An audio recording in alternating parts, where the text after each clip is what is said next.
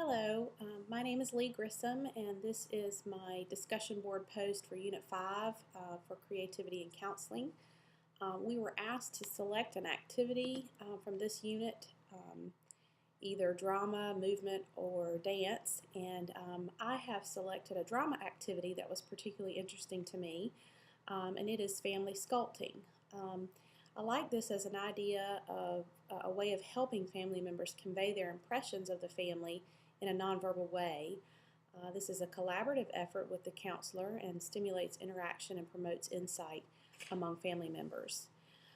I like this activity because family members may have a hard time understanding the perspective of one another in a family conflict. The use of sculpting offers a powerful visual representation of how one family member experiences his or her role in the family. This is a nonverbal approach, which may be less threatening and lower defenses in a way that would foster insight and understanding in a family.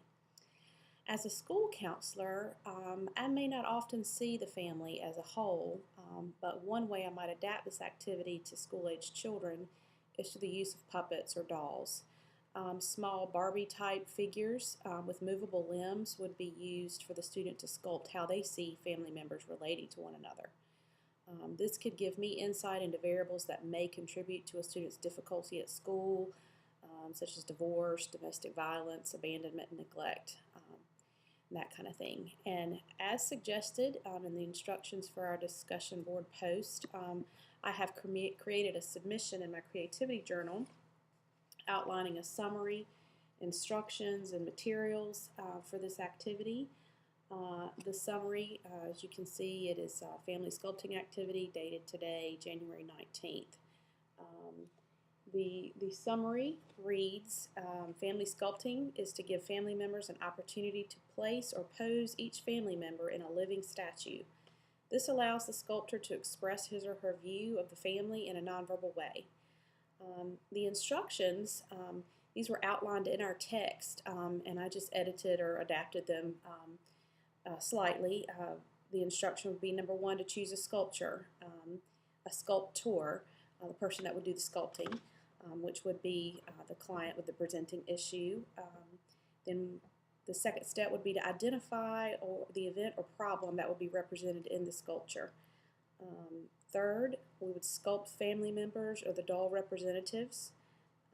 Next, the sculptor would add him or herself to the scene.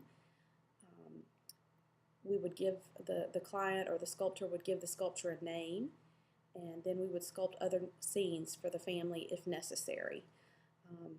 As the counselor, I would make objective observations about what I see and maybe discuss with the client what the sculpture means or represents to him or her. Materials, the only thing you would need if you're using family members, actually working with a family, and all family members, would be a large open space that would allow for the actual sculpting of people.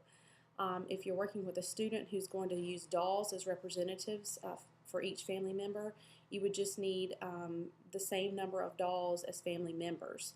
So if there are 5 members of the family, a mother, a father, and 3 children, then you would need a doll to represent each family member, and just a clear tabletop that could serve as a stage or a space for sculpting the dolls.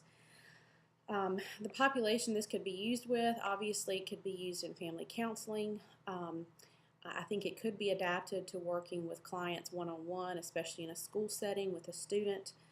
Once again, using the dolls to represent the family members and allowing the student to sculpt the dolls in a representation of how they see their family members interacting. So once again, this is my journal entry, sort of outlining the activity I have chosen for the discussion board post for Unit 5. Thank you.